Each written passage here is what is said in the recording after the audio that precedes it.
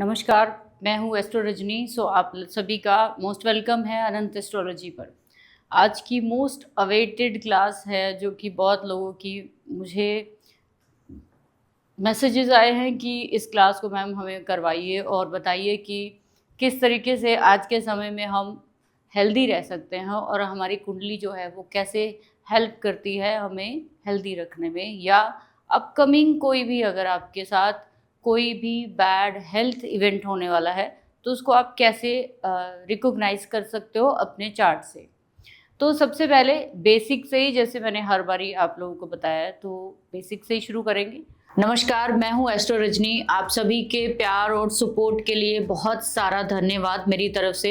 एक छोटी सी इन्फॉर्मेशन आप सभी के लिए है। आप लोगों ने जैसे हर बार हर वीडियो में बहुत सारे कमेंट, बहुत सारी चीजें मुझे जो है सुझाव के रूप में दी और मैंने हमेशा उसको आजमाया है। तो हम लोग जो है एक आप लोगों के लिए इम्पोर्टेंट चीज ला रहे हैं जो कि शुरू हो चुकी है ऑलमोस्ट, कि हर वीक जो है एक फुल डे वर्कशॉप्स जो है हमारी आएंगी, जिसमें आप वन डे में बहुत बड़े बड़े सब्जेक्ट यानी कि 10 दिन का जो कंटेंट है वो एक दिन में सीख सकते हैं। ये एक मेरी बहुत बड़ा जो मन था कि आप लोगों का जिनका बहुत ज्यादा टाइम नहीं होता जिनके पास सीखने के लिए, वो एक वन डे वर्कशॉप जो है वो ज्वाइन करके अपने लिए बहुत सारी चीजें जो है वो सीख सकते हैं। तो आप लोग अगर चाहें तो उसको ज्वाइन कर सकते हैं, जो शुरू हो चुकी है। हर संडे ये रहती है 12 से 4, या फिर जैसे भी थोड़ा वो टाइम जो है हम ऊपर नीचे चेंज करते हैं। दूसरी चीज कि हम लोग एलीट मेंबरशिप जो है नेक्स्ट मंथ ओपन करने जा रहे हैं। जो लोग भी मेरे साथ इंटर्नशिप करना चाहते हैं, ज्योतिष को पर्टिकुलर 0 से हीरो तक सीखना चाहते हैं, अपनी प्रेडिक्शन को बिल्कुल एक्यूरेट करना चाहते हैं, वो इसको ज्वाइन कर सकते हैं। सारी इंफॉर्मेशन आपको नीचे डिस्क्रिप्शन में मिल जाएगी। सेकंड चीज कि आप लोग जितने लोग भी रिकॉर्डेड कोर्स जो है अब हमारी एप्लीकेशन है वहां से ले पाएंगे, जिसका लिंक भी आपको हमेशा हर वीडियो के नीचे मिलेगा। और इसके अलावा आपके कोई भी सुझाव या आपके जो भी सजेशंस हो वो मुझे जरूर दीजिए। Thank you very much. तो आप लोग देखिए, मेडिकल एस्ट्रोलॉजी की जब बात आती है, जिसको हम लोग बोलते हैं कि हेल्थ एस्ट्रोलॉजी भी बोलते हैं हम लोग, ठीक है, तो हम इसको हेल्थ एस्ट्रोलॉजी ही बोलेंगे। और इसके थ्रू हम अपने आने वाले सभी रोग को, जितनी भी बीमारियां हैं, जितनी भी हमारे तकलीफ़ें हैं, किस लेवल पे, वो शारीरिक लेवल पे। अब ये बीमारियां आपकी मानसिक भी हो सकती हैं और ये बीमारियां आपकी शारीरिक भी हो सकती हैं। दोनों तरह की बीमारियां हो सकती हैं। दोनों ही तरह की बीमारियां जो है वो आपकी बता देते हैं। तो मानसिक भी हो सकती है या फिजिकल लेवल पर भी हो सकती है। तो दोनों तरह की बीमारियां आपकी कुंडली आराम से बता सकती है। अब इसको कैसे देखेंगे हम लोग? तो फर्स्ट ऑफ ऑल आपने अपने चार्ट में ये देखना है कि जो भी आपकी 1 नंबर की राशि है, ये 1 नंबर की राशि किस चीज़ को डिनोट करती है। तो 1 नंबर की राशि आपके हेड, ब्रेन, फेस कंट्रोल करता है, आपके हेड एरिया को, ब्रेन को, आईज को। ओवरऑल आपकी वाइटलिटी जो होती है, आपकी इम्यूनिटी जो होती है, वो 1 नंबर राशि होती है। आप लोग जानते हो मेष राशि, जो 1 नंबर की मेष राशि जो है उसके लॉर्ड जो है वो मार्स है। अब ये मार्स आपकी कुंडली में बताता है कि overall immunity, blood circulation, physique, fitness कैसी है। आपके पूरा नर्वस, पूरा जो सिस्टम है, आपका ब्रेन जो है वो आपका कहीं ना कहीं मार्स उसको सबसे पहले रूल करता है। नर्वस सिस्टम पूरा का पूरा जोड़ा जाता है मरकरी के साथ, लेकिन आप नसों के अंदर अगर आप देखेंगे तो फ्लूइड होता है, ब्लड होता है, ठीक है। हमारी बॉडी 70% वाटर से बनी होती है। पानी हमारी बॉडी में 70% होता है। 5 जो एलिमेंट्स होते हैं वो, जैसे जिसमें अग्नि है, वायु है, आकाश है, पृथ्वी है, सभी हमारी आयुर्वेदा में अलग अलग ग्रहों के साथ जोड़ा जाता है, अलग अलग आपके बॉडी के ऑर्गन के साथ जोड़ा जाता है। तो हमारी बॉडी में जितने फ्लूइड जो है वो फ्लो करते हैं, वो बहुत सारे डिफरेंट प्लैनेट्स के द्वारा देखे जाते हैं। तो फर्स्ट जो प्लैनेट होगा वो मार्स होगा, जो खून को यानी ब्लड को दिखाता है। तो 1 नंबर राशि आपके, अगर इसके लॉर्ड मार्स कहीं पे अफ्लिक्टेड होंगे तो आपको हेड इंजरी या फिर आपके कहीं भूलने की बीमारी, एल्जाइमर्स या सर में ट्यूमर, कुछ भी ऐसी चीज़ें जो है वो हो सकती हैं। जब भी इनकी दशाएं आएंगी, मंगल का खराब होना जरूरी है, मंगल शत्रुओं के साथ होना चाहिए। अगर 1 नंबर में ही बैठा तो हेड एरिया में कहीं ना कहीं दिक्कत आएगी। यूनिवर्सल के हिसाब से भी आप देखोगे कि मंगल आपके ब्लड को दिखाता है। आप मंगल की स्थिति को देखकर ये अंदाजा लगा सकते हो आपकी बॉडी में ब्लड कितना है। तो आपका मंगल अगर किसी भी तरह से खराब हो रहा है तो आप एनीमिक हो सकते हैं, ठीक है। तो ये बहुत छोटी छोटी चीजें हैं जो आप लगा सकते हो अंदाजा इसका। दूसरी राशि है हमारी टॉरस। टॉरस राशि या वृष राशि जिसको हम बोलते हैं, वृषभ राशि जिसको बोलते हैं, वो हमारी रूल की जाती है। वृषभ राशि जो है उसको रूल करते हैं शुक्र महाराज। तो ये वृषभ राशि आपके नेक को बताती है।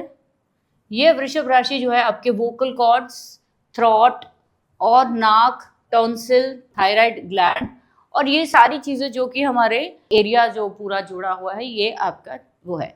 आप लोग सभी लोग देख सकते हो जिनके भी वृषभ राशि के लॉर्ड शुक्र या फिर 2 नंबर राशि में अगर मान लीजिए सैटर्न या राहु जैसे प्लैनेट बैठे हैं तो आपको टॉन्सिल जो नाक से जुड़ी हुई बीमारियां हैं, सांस आसानी से ना आना, इधर गांठें बन जाना, ये सारी चीज़ें आपको बचपन से फेस करनी पड़ेंगी, ठीक है। तो 2 चीज़ों को देखना है हमेशा। तीसरी चीज़ आ जाओ जिसको हम बोलते हैं मिथुन राशि। मिथुन राशि हमारे आर्म्स पूरे, हमारे हाथ, हमारे नेल्स, हमारे हाथों की जितनी भी पूरी प्रक्रिया, शोल्डर लाइन पूरी की पूरी 3 नंबर राशि रिप्रेजेंट करती है। 3 नंबर राशि मिथुन। मिथुन को सहज राशि भी कहा जाता है, मिथुन को करेज की राशि भी कहा जाता है, लेकिन फिर अब हम जब मेडिकल एस्ट्रोलॉजी पढ़ते हैं तो उसमें मिथुन जो है वो शोल्डर्स, हैंड्स और सब चीज़ों को रिप्रेजेंट करता है। तो बुध अगर आपकी कुंडली में शत्रुओं के साथ है तो आपके शोल्डर्स में हमेशा तकलीफ रहेगी, आपके शोल्डर्स में कोई ना कोई परेशानी रहेगी। बुध राहु के साथ है और जब कोई दशा चलेगी राहु की या बुध की तो आपके हाथों में, नेल्स में इन्फेक्शन होना शुरू हो जाता है। आपकी कुंडली में मिथुन का खराब होना, मिथुन राशि में बैड प्लैनेट्स का बैठना साफ साफ बताता है आपके हाथों में कोई ना कोई स्पेशल जो तकलीफ है वो आ सकती है दशा अंतरदशा में, अगर वहाँ पे मेलेफिक प्लैनेट बैठे हुए हैं। अब आगे आ जाओ 4 नंबर की जो राशि है जिसको हम कर्क राशि कहते हैं। ये कर्क राशि जो है वो चंद्रमा के साथ जोड़ी जाती है। वेरी इंपॉर्टेंट राशि, जो जहाँ से हमारा पूरा चेस्ट एरिया शुरू होता है और ब्रेस्ट, स्टमक शुरू होता है हमारा, ये पूरा चेस्ट आपका, जितने भी हमारे ये पूरा का पूरा एरिया जो कि यहाँ तक पसलियों तक जिसको हम बोलते हैं, वो सारा हमारा किससे जोड़ा जाता है? कर्क राशि से। तो अगर किसी को बार बार निमोनिया होता है, चेस्ट ब्लॉक होता है, तो किस प्लैनेट को देखेंगे? समझ गए अब आप लोग? वो आपको चंद्रमा को देखना है। अब जिन लोगों का भी चंद्रमा शनि के साथ है, चंद्रमा राहु के साथ है, तो ऐसे लोगों को बार बार क्या होगा? चेस्ट ब्लॉक होगी। कब होगी? ये प्रोन टू चेस्ट डिजीजेस है, जैसे कि टीबी हो गई या फिर आपका निमोनिया हो गया या डिफरेंट टाइप्स की बहुत गंभीर क्रोनिक डिजीज जो है जो पानी से जुड़ी हुई है। सबसे इम्पॉर्टेंट क्या है? पानी से जुड़ी हुई बीमारियां। तो बहुत सारे आपने लोगों को जैसे सुना होगा कि लंग्स में ये दिक्कत हो गई, वो दिक्कत हो गई, तो वो चंद्रमा ही महाराज उनको बताते हैं। तो अब आप समझ सकते हो 4 नंबर की राशि और चंद्रमा दोनों को ही पैरेलल देखना है, ठीक है। नेक्स्ट राशि आती है हमारी लियो। लियो यानी कि आपकी सिंह राशि। सिंह राशि ये इसके लॉर्ड जो है वो सूर्य है। सूर्य नैसर्गिक ही आपके हृदय का कारक है, दिल का कारक है। जब भी सिंह राशि की अगर आप बात करेंगे तो हार्ट, स्पाइन यानी कि आपकी बैक की ये पसलियां, और चंद्रमा भी आपके ऊपर की अपर पसलियों को दिखाता है पीछे की, और हार्ट के साथ सीधा जोड़ा जाता है। उसके बाद कई लोग हार्ट के साथ चंद्रमा को भी जोड़ते हैं और ज़्यादातर लोग जो है वो सिंह राशि को देखते हैं। तो ये हार्ट को, स्पाइन को, अपर बैक और सर्कुलेशन आपकी बॉडी में जो पूरा का पूरा अग्नि तत्व को कंट्रोल करने वाला सबसे बड़ा प्लैनेट सूर्य ही है। तो सूर्य अगर खराब होते हैं, सूर्य खराब, ये जो ग्रहों को मैं बार बार बोल रही हूँ खराब होते हैं, तो ग्रह खराब नहीं होते हैं, असल में उसका कॉम्बिनेशन आपके चार्ट में ऐसा है ग्रहों का कुछ नहीं बिगड़ता, हमने ही कुछ कर्म ऐसे किए होते हैं तो हमें कॉम्बिनेशन ऐसे मिलते हैं।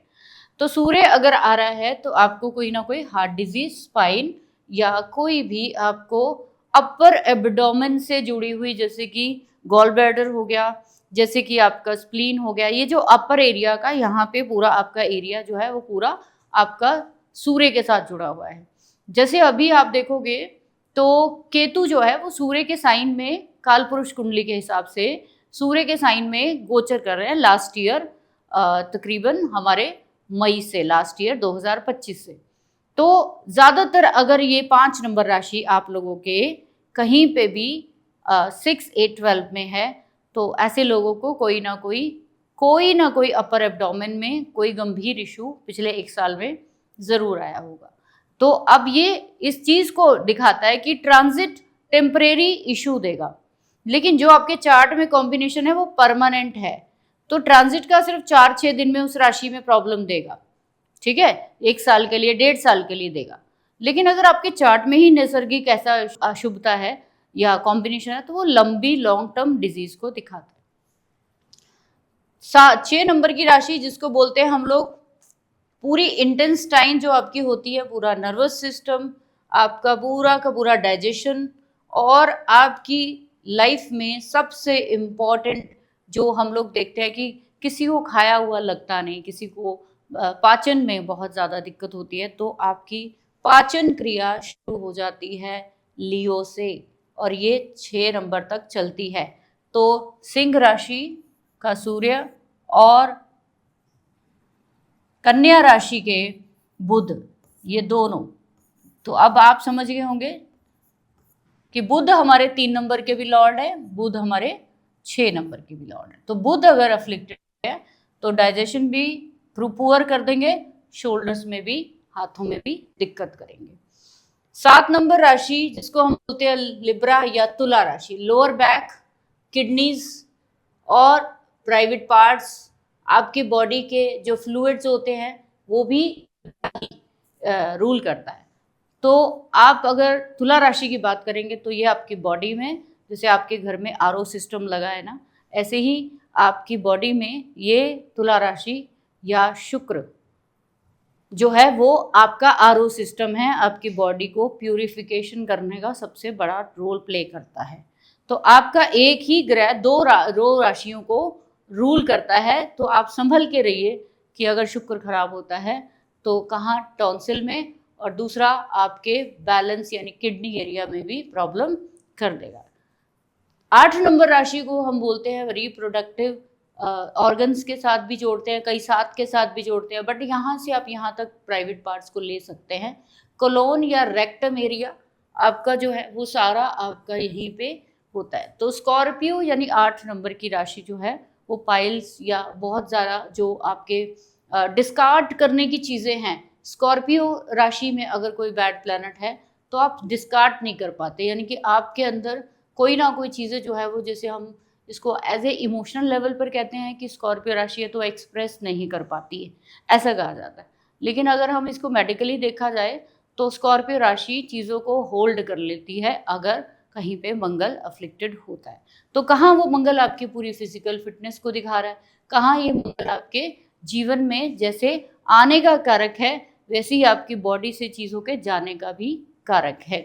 तो हमने बहुत ध्यान से इस चीज़ को समझना है। अब आ जाओ सेजिटेरियस यानी कि धनु राशि, हिप्स, शियाटिक नर्व्स, थाइज। आप जानते हो हमारा जो ये एरिया जो होता है जिसको हम बोलते हैं हिप एरिया जो होता है, ये हमारी बॉडी का सबसे इम्पॉर्टेंट पार्ट है खड़े होने के लिए।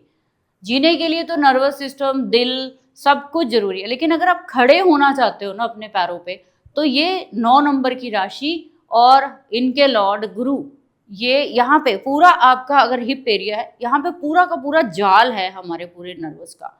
हमारी जो टेल बोन है वो यहीं पे आके खत्म होती है, यहीं से वो शुरू होती है और ऊपर की तरफ हमारे यहाँ तक जाती है। तो आपके अगर धनु राशि के लॉर्ड गुरु अगर डिस्टर्ब होते हैं चार्ट में तो आपको लोअर बैक की हमेशा दिक्कत रहेगी, आपकी थाइज जो है वो अनकंफर्टेबल रहेगी हमेशा, थाइज में ऐसे आपको कुछ ना कुछ महसूस होता रहेगा, या आपका हिप एरिया जो है वो दशाओं में, अंतर दशाओं में ब्रेक हो सकता है, यानी कि कोई ना कोई फ्रैक्चर या कोई ना कोई चीज आ सकती है। तो आराम से आप धनु राशि के थ्रू देख सकते हो। अब 10 नंबर की राशि, तो हमारा खड़ा होना जो है वो जैसे मैंने बोला 9 नंबर से शुरू होता है, तो हमारा ऊपर का वेट जो है वो हिप कंट्रोल करता है। अब नीचे का जो पूरी रिस्पॉन्सिबिलिटी है वो आपके घुटनों पे आती है। तो 10 नंबर की राशि रिस्पॉन्सिबल है घुटनों के लिए, जॉइंट्स के लिए, नीज के लिए और स्किन स्ट्रक्चर के लिए। आपकी जितनी भी अंदर वो होती है ना, क्या बोलते हैं, ग्रीजिंग होती है, आपकी बॉडी में जितनी ड्राइनेस होती है वो सारी मकर राशि से ही देखी जाती है। तो 10 नंबर में अगर केतु है तो दशा आएगी, तो आपके घुटनों में डेफिनेट दिक्कत आएगी उस दशा में। तो आप उससे पहले अपना इलाज करा सकते हो, कोई बड़ी बात नहीं। 11 नंबर की राशि पिंडलियां। आप लोग जानते हो कि जब हम जैसे खड़े होने की बात कर रहे हैं तो पहले रिस्पॉन्सिबिलिटी सबसे ज्यादा हिप पे, हिप के बाद कम होती चली गई है, लेकिन सारी इंपॉर्टेंट चीजें हैं हिप से लेकर पैरों तक जो हमें खड़ा होने में हेल्प करती हैं। जब 11 नंबर राशि जो है इसके लॉर्ड शनि और राहु अफ्लिक्टेड होते हैं तो एंकल्स में और आपको बहुत सारी ये दिक्कत आज के समय में मैंने देखी है लोगों को, जिसको हम बोलते हैं वेरिकोज वेन्स।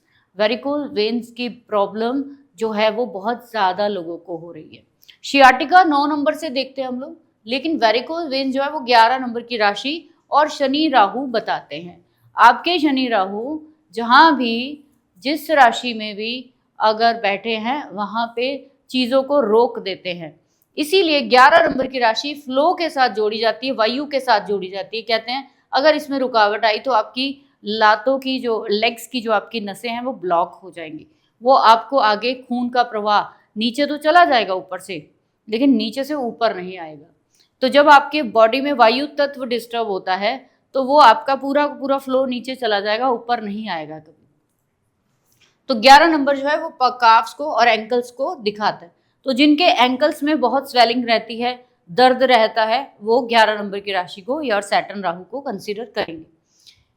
पाइसिस राशि जो कि फीट को दिखाती है, लिम्फेटिक सिस्टम को दिखाती है, इम्यूनिटी को दिखाती है, और आपके जीवन में खड़े होने के लिए जो सबसे बड़ा हैवी बेस है वो आपके पैर है।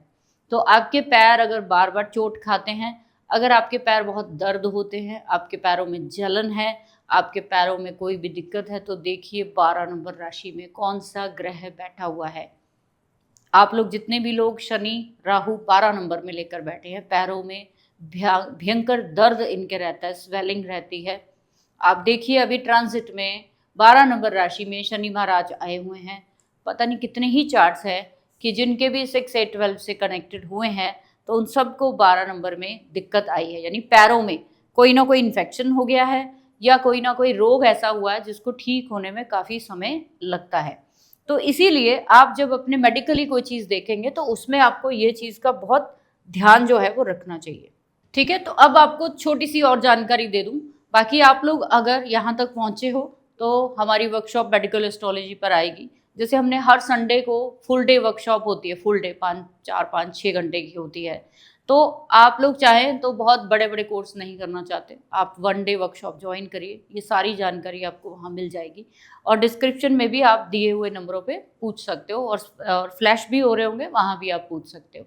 अब मैं आपको मेडिकली जैसे बताऊँ तो हमारी बॉडी में 3 तरह के जो है वो होती हैं चीज़ें।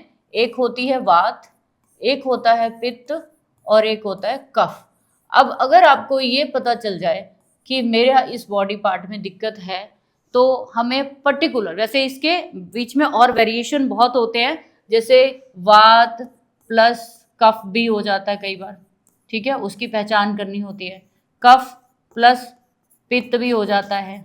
ये सब प्लैनेट्स के कॉम्बिनेशन से पता चलता है कि क्या आपके चार्ट में है। लेकिन मोटा मोटा आपको मैं बताना चाह रही हूँ कि जो वात होता है इसके साथ 2 प्लैनेट रूल करते हैं, वात, सैटर्न एंड राहु। ये 2 प्लैनेट है जो वात को रिप्रेजेंट करते हैं। वात आपकी बॉडी में कहाँ कहाँ जो है वो प्लेस करता है, मोटा मोटा हम जान रहे हैं, इसमें बहुत बहुत ज़्यादा बीच में बारीकी है, तो हम सिर्फ अभी बेसिक इनिशियल चीज़ें देख रहे हैं। ठीक है, तो वात आपकी बॉडी में सर में भी होता है, नेक में होता है, चेस्ट में होता है, आपके पेट में भी होता है, पेल्विक पेल्विक आपकी जो चीजें होती है उसमें होता है, जॉइंट्स और बोन्स में भी वात होता है। वात होता क्या है? वात को हम वायु भी बोलते हैं। तो वायु वैसे तो आपकी पूरी बॉडी में जगह जगह होती है, ऐसा नहीं। ये जो हमारी बॉडी से चीजें बाहर जाती हैं, हम चाहे वो यूरिन के रूप में हो, आपके थूक के रूप में लगा लो, या छींक मारते हो तो कुछ फ्लो आपके नाक से निकलता है, या आप जब स्टूल पास करते हो, ये सारा का सारा इसका पूरा पूरा रिस्पॉन्सिबिलिटी जो है वो वात के ऊपर होती है। वात ही रिस्पॉन्सिबल है अगर आपकी बॉडी में कहीं पे कोई रुकावट है, चेस्ट ब्लॉक होती है छींक आने से, या आपको कोई भी बड़ी जो आपको स्टिफनेस फील होती है, तो ये 2 प्लैनेट है जिसकी वजह से होती है।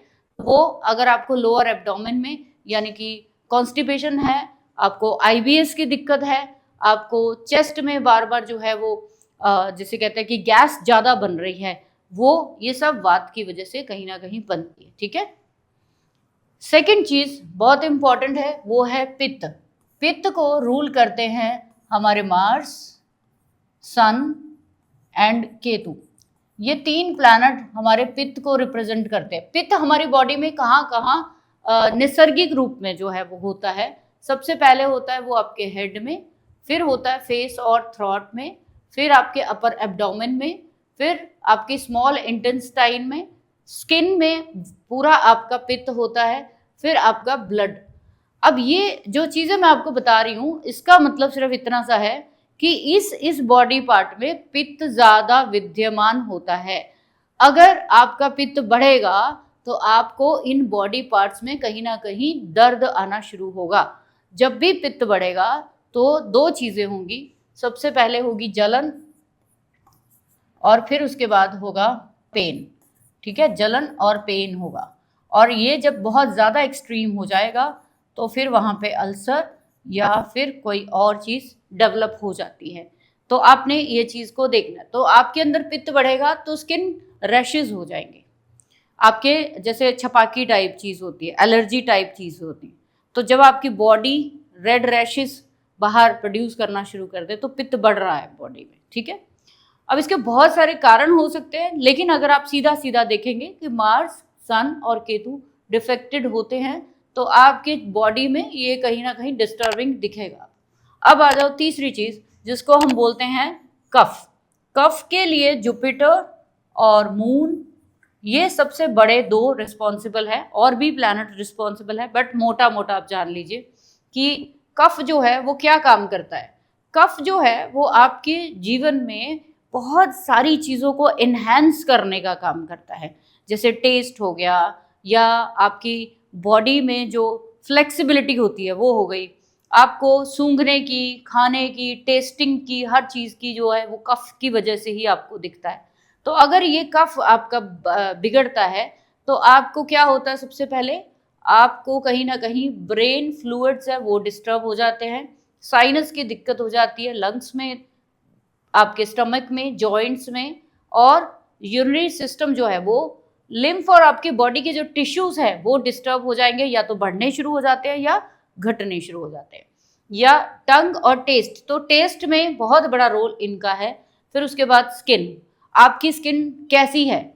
ठीक है, आपकी स्किन से देखकर पता चलता है कि आपकी बॉडी में कैसी चीज़ें जो है वो प्रेजेंट है।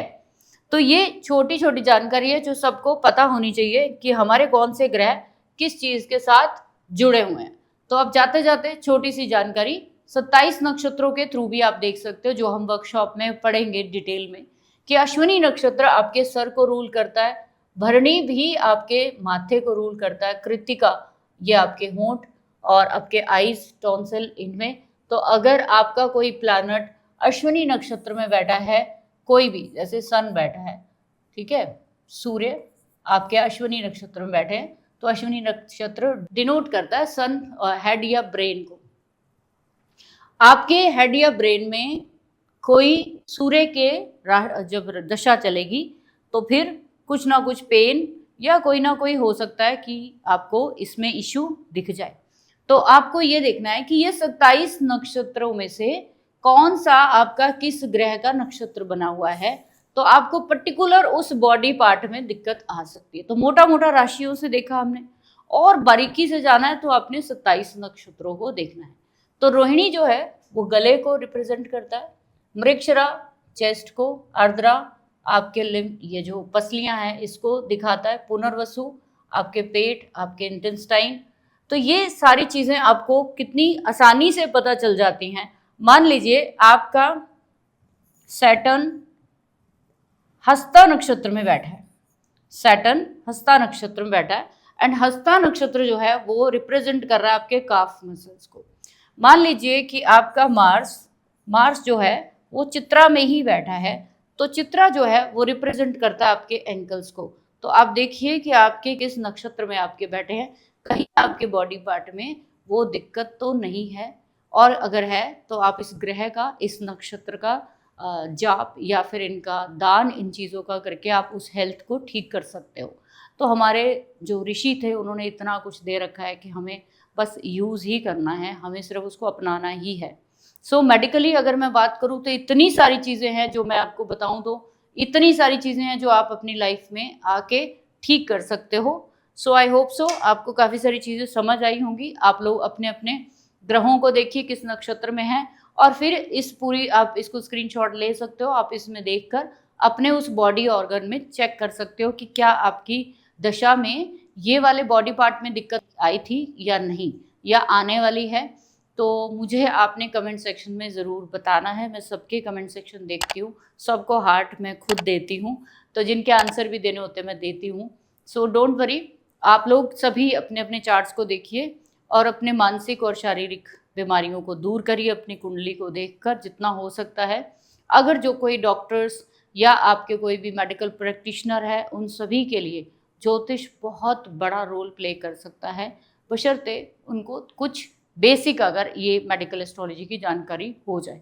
So thank you very much. जो भी लोग सीखना चाहते हैं वो हमारी क्लास को ज्वाइन कर सकते हैं। Thank you.